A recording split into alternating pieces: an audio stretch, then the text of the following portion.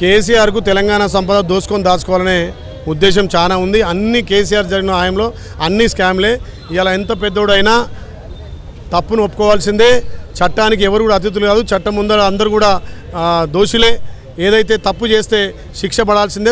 చట్టం తన పని తాను చేసుకుపోతుంది. నిన్న కేటీఆర్ అన్న హౌలేగాడు మాట్లాడిన మాటలు చూస్తుంటే నిజంగా తెలంగాణ ప్రజలు ముక్కు మీద తెలుసుకుంటున్నారు. 10 ఏళ్ళు ఎట్లా భరించిన వీని ఒక రాష్ట్ర మంత్రిగా, ఒక ఐటీ మంత్రి అంటాడు, మున్సిపల్ మంత్రిగా చేసినోడు ఇలాంత వల్గర్ లాంగ్వేజ్లో కనీసం ఒక తెలంగాణ ముఖ్యమంత్రి మీద గౌరవం లేకుండా చిల్లర మల్లలు మాట్లాడుతున్నావు. వెంట్రుగా బీకలేదు అంటున్నావు. కేటీఆర్ నీ అయ్యంతటో నీ షెట్ అంతటో నీ అయ్యనే తొడగొట్టి పడబెట్టి ఫామ్ హౌస్లో బండి పెట్టుకుండు. నీ ఎంట్రికేంది నీ అయ్యనే కూర్చోబెట్టిండు. రేపు నీ జేజమ్మని కూడా కూర్చోబెడతాడు. తస్మాత్ జాగ్రత్త. మా గౌరవ ముఖ్యమంత్రి గురించి మాట్లాడేటప్పుడు నోరు అదుపులో పెట్టుకో. నీ స్థాయి కాదు.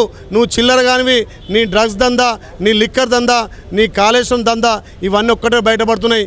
ఇలా అమెరికా నుంచి ప్రభాకర్ రావుని తీసుకొచ్చి ఇలా అక్కడ ముందు కూర్చోబెట్టి ప్రశ్నిస్తుందంటే ఇది తెలంగాణ ప్రభుత్వం. ఎంత పెద్ద తప్పు చేసినా ఆడెంత పెద్దోడైనా చట్టానికి లోబడి ఉండాలి. చట్టం తన తీసుకుపోతుంది. కేటీఆర్ చిల్లర మల్లరు మాట్లాడు. ఒక రాష్ట్ర ముఖ్యమంత్రిని పట్టుకొని ఆ రకంగా నీ భాష వాడడం కరెక్ట్ కాదు. రాబోయే రోజుల్లో నేను తెలంగాణలో ప్రజలు తిరగనియరు. రాళ్లతోటి కొట్టే రోజులు వస్తాయి బిడ్డ.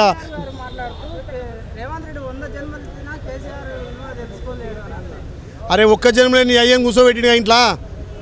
ఒక్క జన్మలే నీ అయ్య పెద్ద తోపు అనుకుంటున్నావు. తెలంగాణ ఏదో జాతి పిత తెలంగాణ పిత అంటున్నావు. అట్లాంటి ఇంట్లో కూర్చోబెట్టిండు ఒక్కడే. మరి సరిపోదు అది నీకు?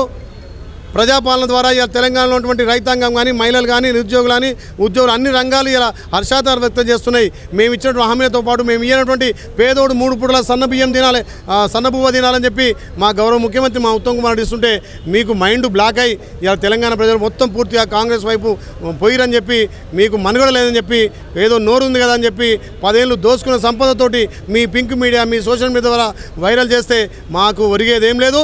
తప్పకుండా రాబోయే రోజుల్లో ప్రజలు మీకు ఇంకా కూడా బుద్ధి చెప్పి ఇంట్లో కూర్చోబెట్టినా మీకు బుద్ధి వస్తలేదు. ఎంట్రీ అంటున్నావు. షెట్ అంతటో మీ అయ్యనే తీసుకుపోయి ఫామ్ హౌస్లో బండి పెట్టిండు. మా ముఖ్యమంత్రి సత్తా ఏందో ఇంకా నీకు తెలియనట్టుంది. సరిగ్గా కళ్ళు తెరిస్తే మా ముఖ్యమంత్రి